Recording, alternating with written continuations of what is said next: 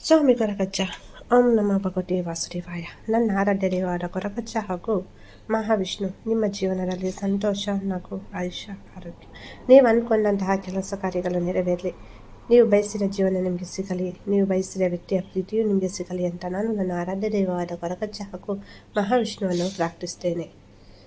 ನಿಮಗೆ ನಾನು ಮಾಡುವಂಥ ವೀಡಿಯೋಸಿಂದ ಯೂಸ್ ಇದೆ, ಹೆಲ್ಪ್ ಆಗ್ತಾ ಉಂಟು ಅಂದರೆ ಪ್ಲೀಸ್ ನಮ್ಮ ಚಾನಲನ್ನು ಶೇರ್ ಮಾಡಿ, ಸಬ್ಸ್ಕ್ರೈಬ್ ಮಾಡಿ, ಹಾಗೆಯೇ ಲೈಕ್ ಮಾಡಿ. ನಾಳೆ ಅಂದರೆ ಜನವರಿ 1ನೇ ತಾರೀಕು, ವರ್ಷದ ಮೊದಲನೇ ದಿವಸ. ನೀವು ಈ ಒಂದು ಸಣ್ಣ ಕೆಲಸವನ್ನು ಮಾಡೋದ್ರಿಂದ ವರ್ಷ ಪೂರ್ತಿ ನೀವು ಸಂತೋಷವಾಗಿ ಇರ್ಬೋದು. ಏನು ನಿಮ್ಮ ಆಸೆ ಕನಸುಗಳು ನೆರವೇರಬೇಕು ಅಂತ ನೀವು ಅಂದ್ಕೊಳ್ತಾ ಇದ್ದೀರಾ, ಅಥವಾ ಜೀವನದಲ್ಲಿ ತುಂಬ ಸಮಸ್ಯೆ ಉಂಟು, ಸಮಸ್ಯೆಗಳಿಗೆ ನಾನು ಸಿಕ್ಕಾಕ್ಕೊಂಡಿದ್ದೇನಾ, ಅಥವಾ ಸಮಸ್ಯೆಯೇ ನನ್ನ ಜೊತೆ ಉಂಟಾ, ಅಥವಾ ನಾನು ಎಲ್ಲವನ್ನು ಮಾಡಿದ್ದೇನೆ, ನನಗೆ ಏನೂ ಒಳ್ಳೆಯದಾಗ್ತಾ ಇಲ್ಲ, ತುಂಬ ಪ್ರಾರ್ಥನೆ ಮಾಡಿದ್ದೇನೆ, ಪೂಜೆಗಳನ್ನು ಸಲ್ಲಿಸಿದ್ದೇನೆ, ಹರಕೆಯನ್ನು ತೀರಿಸಿದ್ದೇನೆ, ಹರಕೆಯನ್ನು ಹೇಳ್ಕೊಂಡಿದ್ದೇನೆ, ಆದರೂ ನನ್ನ ಜೀವನ ಬದಲಾಗ್ತಾ ಇಲ್ಲ, ನಾನು ಅಂದ್ಕೊಂಡ ಥರ ನನ್ನ ಬಿಸ್ನೆಸ್ ಗ್ರೋತ್ ಆಗ್ತಾ ಇಲ್ಲ, ನಾನು ಇಷ್ಟಪಟ್ಟಂತಹ ವ್ಯಕ್ತಿಯ ಜೊತೆ ನನ್ನ ಮದುವೆ ಆಗ್ತಾ ಇಲ್ಲ, ನಾ ಬಯಸಿದ ವ್ಯಕ್ತಿ ನನಗೆ ಸಿಗ್ತಾ ಇಲ್ಲ, ನಮ್ಮ ಮನೆಯಲ್ಲಿ ತುಂಬ ಸಮಸ್ಯೆ ಆಗ್ತಾ ಉಂಟು, ಮಾಟ ಮಂತ್ರ ವಶೀಕರಣ ಅನ್ನುವ ಸಮಸ್ಯೆ ಇರಬಹುದು, ಗಂಡ ಹೆಂಡತಿಯ ಜಗಳ ಇರಬಹುದು, ಮನೆಯಲ್ಲಿ ಒಬ್ಬರನ್ನು ನೋಡಿದರೂ ಇನ್ನೊಬ್ಬರಿಗೆ ಆಗದೇ ಇರಬಹುದು, ಸಾಲದ ಸಮಸ್ಯೆ ಇರಬಹುದು, ಪದೇ ಪದೇ ಕಾಡುತ್ತಿರುವಂತಹ ಆರೋಗ್ಯ ಸಮಸ್ಯೆ ಇರ್ಬೋದು, ಕೋರ್ಟಿನಲ್ಲಿ ಕೇಸ್ ಇರ್ಬೋದು, ಎಷ್ಟೇ ಸಂಪಾದನೆ ಮಾಡಿದ್ರು ನನ್ನ ಸ್ವಂತ ಮನೆ ತಗೊಳ್ಳಿಕ್ಕೆ ಆಗ್ತಾ ಇಲ್ಲ, ಮನೆ ಕಟ್ಟಲಿಕ್ಕೆ ಆಗ್ತಾ ಇಲ್ಲ, ಅಥವಾ ಕೋರ್ಟಿನಲ್ಲಿ ಕೇಸ್ ಇರಬಹುದು,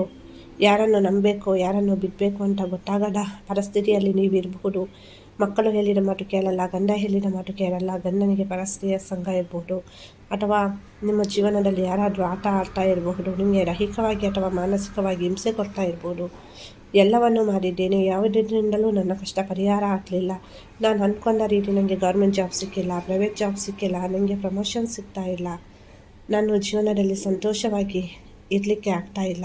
ನಿಮ್ಮ ಯಾವುದೇ ಗುಪ್ತ ಆಸೆಗಳಿರಬಹುದು, ಗುಪ್ತ ಸಮಸ್ಯೆಗಳಿರಬಹುದು, ಕೆಲವನ್ನು ಹೇಳ್ಕೊಳ್ಳಿಕ್ಕೆ ಆಗುತ್ತೆ, ಮತ್ತೆ ಕೆಲವನ್ನು ಹೇಳ್ಕೊಳ್ಳಿಕ್ಕೆ ಆಗಲ್ಲ. ಸಮಸ್ಯೆ ಅನ್ನೋದು ದಿನದಿಂದ ದಿನಕ್ಕೆ ಜಾಸ್ತಿ ಆಗ್ತಾ ಉಂಟು, ಆಸೆ ಕೋರಿಕೆ ನೆರವೇರ್ತಾ ಇಲ್ಲ. ಯಾವುದೇ ವಿಷಯದಲ್ಲಿ ಸಮಸ್ಯೆ ಆಗಿರ್ಬೋದು, ಆಸ್ತಿಯ ವಿಷಯ ಇರ್ಬೋದು, ಮದುವೆ ವಿಷಯ ಇರ್ಬೋದು, ಮದುವೆ ಆಗ್ತಾ ಇಲ್ಲ, ಏಜ್ ಆಗ್ತಾ ಉಂಟು, ಲವ್ ಮ್ಯಾರೇಜ್ ಆಗ್ತಾ ಇಲ್ಲ, ಬ್ಯಾಲೆನ್ಸ್ ಆಗ್ತಾ ಇಲ್ಲ, ಅಥವಾ ಹುಡುಗ ಹುಡುಗಿಯಲ್ಲಿ ಯಾರೊಬ್ಬರು ಹೋಗ್ತಾ ಇಲ್ಲ, ಸೊ ಪ್ರೀತಿಸಿದವ್ರಿಗೆ ನಿಮ್ಮನ್ನು ನೋಡಿದರೆ ಆಗಲ್ಲ, ಇತ್ತೀಚೆಗೆ ಅವರು ಬದಲಾಗಿದ್ದಾರೆ, ಬಿಸ್ನೆಸ್ ಮಾಡಬೇಕು ಅಂತ ಅಂದ್ಕೊಂಡಿದ್ದೇನೆ, ಬಿಸ್ನೆಸ್ ಇಂಪ್ರೂವ್ಮೆಂಟ್ ಆಗಬೇಕು, ನಾನು ಬಯಸಿದ ಥರ ನನಗೆ ಜೀವನ ಸಿಗಬೇಕು, ನಂದು ಎಲ್ಲ ಸಮಸ್ಯೆಗಳು ದೂರ ಆಗಬೇಕು. ಕೆಲವೊಂದ್ಸಲ ಏನಂದರೆ ಅತಿಯಾಗಿ ನಾವು ಒಂದೇ ವಿಷಯದ ಬಗ್ಗೆ ಆಲೋಚನೆ ಮಾಡ್ತಾ ಇರ್ತೇವೆ, ಆಲೋಚನೆ ಮಾಡಿ ನೆಗೆಟಿವ್ ಆಲೋಚನೆ ಬರುತ್ತೆ, ಇದು ಕೂಡ ಎಲ್ಲೋ ಒಂದು ಕಡೆ ನಾವು ಅಂದ್ಕೊಂಡಿದ್ದು ಆಗದೇ ಇರಲಿಕ್ಕೆ ಕಾರಣ ಆಗುತ್ತೆ. ಇಷ್ಟ ತನಕ ನೀವು ನಿಮ್ಮ ಜೀವನದಲ್ಲಿ ಏನೇ ಒಂದು ಒಳ್ಳೆಯದಾಗಿಲ್ಲ, ನಾನು ಅಂದ್ಕೊಂಡದಾರ ಆಗಿಲ್ಲ ಅಂದ್ರೂ ನಾಳೆ ಒಂದು ದಿವಸ ಈ ಒಂದು ಕೆಲಸವನ್ನು ನೀವು ಮಾಡಿದ್ದೇ ಆದಲ್ಲಿ ನಿಮ್ಮ ಜೀವನದಲ್ಲಿ ಚಮತ್ಕಾರ ಪವಾಡ ಅನ್ನೋದು ನಡೆಯುತ್ತೆ. ಯಾವ ಥರ ಮಾಡಬೇಕು, ಏನು ತಂತ್ರ ಅಂತಲೂ ಹೇಳ್ತೇನೆ. ಇಲ್ಲಿ ನೀವು ಶುದ್ಧ ಮನಸ್ಸಿನಿಂದ ಮಾಡಬೇಕು, ನಂಬಿಕೆಯಿಂದ ಮಾಡಬೇಕು, ಕಣ್ಣೀರು ಹಾಕ್ತಾ ಮಾಡಬಾರ್ದು, ಖುಷಿಯಾಗಿ ಮಾಡಬೇಕು, ತುಂಬ ಧೈರ್ಯದಿಂದ ಮಾಡಬೇಕು, ನಿಮಗೆ ಒಳ್ಳೆಯದಾಗುತ್ತೆ, ನನ್ನ ಆಸೆ ಕೋರಿಕೆ ನೆರವೇರುತ್ತೆ ಅನ್ನೋ ಸಕಾರಾತ್ಮಕ ಮನೋಭಾವನೆಯನ್ನು ಇಟ್ಕೊಂಡು ನೀವು ಮಾಡಬೇಕಾಗುತ್ತೆ.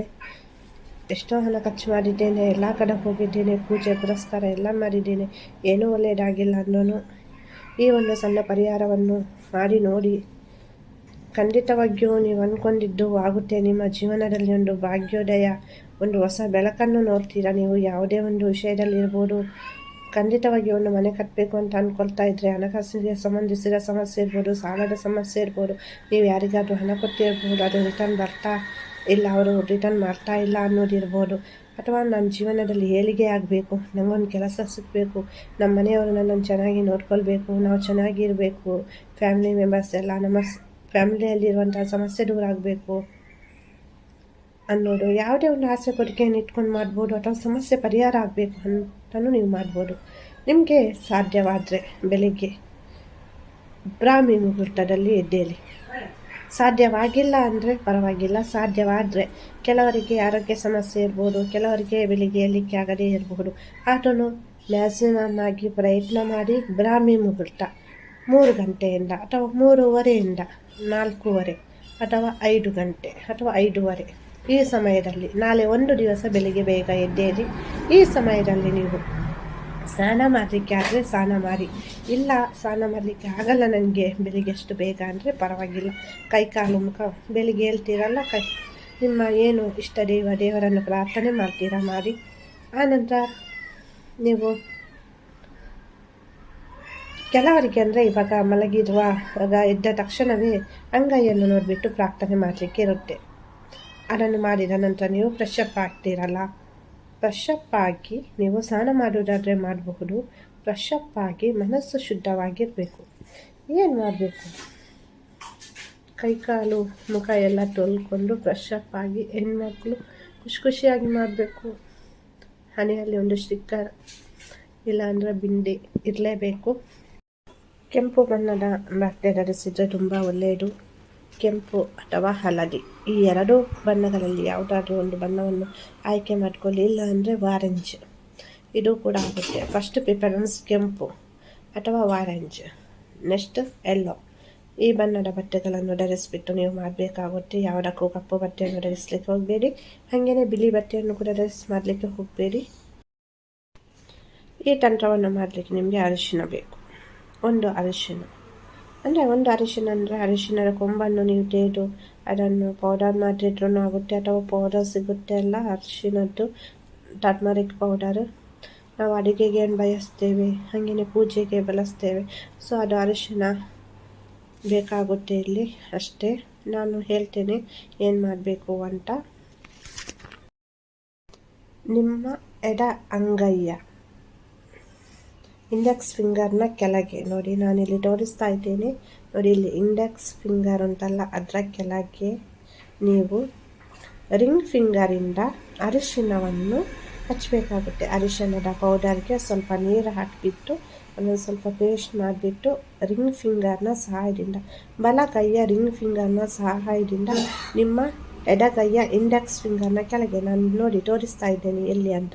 ಸೊ ಅಲ್ಲಿ ನೀವು ಅರಿಶಿನವನ್ನು ಹಚ್ಚಿ ನಿಮ್ಮ ಮನಸ್ಸಿನ ಆಸೆ ಏನುಂಟು, ಕೋರಿಕೆ ಏನುಂಟು, ಏನಾಗಬೇಕು ನಿಮಗೆ 20-25ರಲ್ಲಿ ಗೌರ್ಮೆಂಟ್ ಜಾಬ್ ಸಿಗಬೇಕಾ, ಮ್ಯಾರೇಜ್ ಆಗಬೇಕಾ, ಸ್ವಂತ ಮನೆ ಕಟ್ಟಬೇಕಾ, ಗಂಡ ಹೆಂಡತಿಯ ಸಮಸ್ಯೆ ದೂರ ಆಗಬೇಕಾ, ಮಕ್ಕಳಿಗೆ ಒಳ್ಳೆಯ ಜಾಬ್ ಸಿಗಬೇಕಾ, ನೀವು ಬಯಸಿದ ವ್ಯಕ್ತಿಯ ಪ್ರೀತಿ ಸಿಗಬೇಕಾ, ನಿಮ್ಮ ಜೀವನದಲ್ಲಿ ಯಾರಾದರೂ ಥರ್ಡ್ ಪಾರ್ಟಿ ಸಿಚುವೇಶನ್ ಉಂಟಾ, ನಿಮಗೆ ಯಾರಾದರೂ ಸಮಸ್ಯೆ ಮಾಡ್ತಾ ಇದ್ದಾರಾ, ಅಥವಾ ನಿಮಗೆ ಆರೋಗ್ಯದ ಸಮಸ್ಯೆ ಉಂಟಾ, ಕೋರ್ಟಿನಲ್ಲಿ ಕೇಸ್ ಉಂಟಾ, ಅದು ಕ್ಲಿಯರ್ ಆಗಬೇಕಾ, ನಿಮ್ಮ ಪರವಾಗಿ ಆಗಬೇಕಾ, ನೀವು ಬಯಸಿದ ಜೀವನ ನಿಮಗೆ ಸಿಗಬೇಕಾ, ಅದನ್ನು ನೆನೆಸಿಬಿಟ್ಟು ಸಂಕಲ್ಪವನ್ನು ಮಾಡಿಕೊಂಡು ನಿಮ್ಮ ಮನೆ ದೇವರು, ಇಷ್ಟ ದೇವರು, ಆರಾಧ್ಯ ದೇವರು, ಸರ್ವಶಕ್ತನಾದ ಭಗವಂತ ಯೂನಿವರ್ಸ್ ಹೆಸರಿನಲ್ಲಿ, ಏಂಜಲ್ಸ್ ಹೆಸರಿನಲ್ಲಿ ಪ್ರಾರ್ಥನೆಯನ್ನು ಮಾಡಿ. ಎಡಗೈಯ ಇಂಡೆಕ್ಸ್ ಫಿಂಗರ್ನ ಕೆಳಗೆ ನೀವು ಬಲಗೈಯ ರಿಂಗ್ ಫಿಂಗರ್ನಿಂದ ಅರಿಶಿನವನ್ನು ಹಚ್ಚಿದ ಪ್ರಾರ್ಥನೆ ಮಾಡಿ. ನಿಮಗೆ ಗೊತ್ತಿರುವಂತಹ ನಿಮ್ಮ ಇಷ್ಟ ದೇವರ, ನಾನು ಯಾವುದೇ ತಂತ್ರವನ್ನು ಮಾಡುವಾಗ ನನ್ನ ಆರಾಧ್ಯ ದೇವರ ಕೊರಗಜ್ಜ ಹಾಗೂ ಮಹಾವಿಷ್ಣು ಹಾಗೆಯೇ ಮಹಾದೇವರನ್ನು ನೆನೆಸಿಬಿಟ್ಟು ಮಾಡ್ತೇನೆ. ಇಲ್ಲಿ ನಿಮಗೆ ಯಾವ ಮಂತ್ರ ಗೊತ್ತುಂಟು ಅದನ್ನು ನೀವು ಇಲ್ಲಿ ಜಪ ಮಾಡಬೇಕಾಗುತ್ತೆ. 21 ಬಾರಿ, 41 ಬಾರಿ, 51 ಬಾರಿ, ಯಾವುದೇ ಒಂದು ಮಂತ್ರ ಆಗಿರ್ಬೋದು, ಲಕ್ಷ್ಮೀ ಮಂತ್ರ ಇರ್ಬೋದು, ದೇವಿ ಮಂತ್ರ ಇರ್ಬೋದು, ಮಹಾದೇವನ ಮಂತ್ರ ಇರ್ಬೋದು, ಮಹಾವಿಷ್ಣುವಿನ ಮಂತ್ರ ಇರ್ಬೋದು, ಓಂ ನಮೋ ಭಗವತಿ ವಾಸುದೇವ ಇರಬಹುದು, ಓಂ ನಮಃ ಶಿವಾಯ ಇರಬಹುದು, ಅಥವಾ ಮಹಾಲಕ್ಷ್ಮಿಯದ್ದು ಓಂ ಮಹಾಲಕ್ಷ್ಮೀ ಚ ವಿದ್ಮಹೇ ವಿಷ್ಣು ಪತ್ನಿ ಚ ಧೀಮಹಿ ತನ್ನೋ ಲಕ್ಷ್ಮೀ ಪ್ರಚೋದಯಾತ್ ಅನ್ನುವ ಮಂತ್ರ ಇರಬಹುದು, ಅಥವಾ ಹನುಮಾನ್ ಚಾಲೀಸ ಇರಬಹುದು, ಅಥವಾ ಆಂಜನೇಯಾಯ ವಿದ್ಮಹೇ ವಾಯುಪುತ್ರಾಯ ಧೀಮಹಿ ತನ್ನೋ ಹನುಮಾನ ಪ್ರಚೋದಯಾತ್ ಅನ್ನುವಂತಹ ಮಂತ್ರ ಇರ್ಬೋದು, ಅಥವಾ ಓಂ ಹನುಮತೆ ನಮಃ ಅನ್ನುವ ಮಂತ್ರ ಇರಬಹುದು, ಅಥವಾ ಓಂ ನಮೋ ನಾರಾಯಣಾಯ ಅನ್ನುವ ಮಂತ್ರ ಇರ್ಬೋದು. ನಿಮಗೆ ಯಾವುದು ಗೊತ್ತುಂಟು, ಯಾವುದು ನಿಮ್ಮದು ಮಂತ್ರ ಅಚ್ಚುಮೆಚ್ಚು ಅದನ್ನು ನೀವು ಇಲ್ಲಿ ಜಪ ಮಾಡಿ ನಿಮ್ಮ ಪ್ರಾರ್ಥನೆಯನ್ನು ಮಾಡಿಕೊಳ್ಳಿ.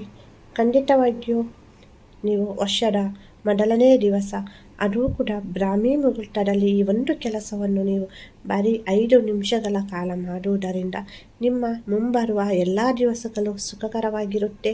ನೀವು ಏನು ಆಸೆ ಕೋರಿಕೆ ನೆರವೇರಬೇಕು ಅಂತ ಮಾಡಿದ್ದೀರಾ ಅದು ಆಸೆ ಕೋರಿಕೆಗಳು ಅತಿ ಶೀಘ್ರವಾಗಿ ನೆರವೇರುತ್ತೆ.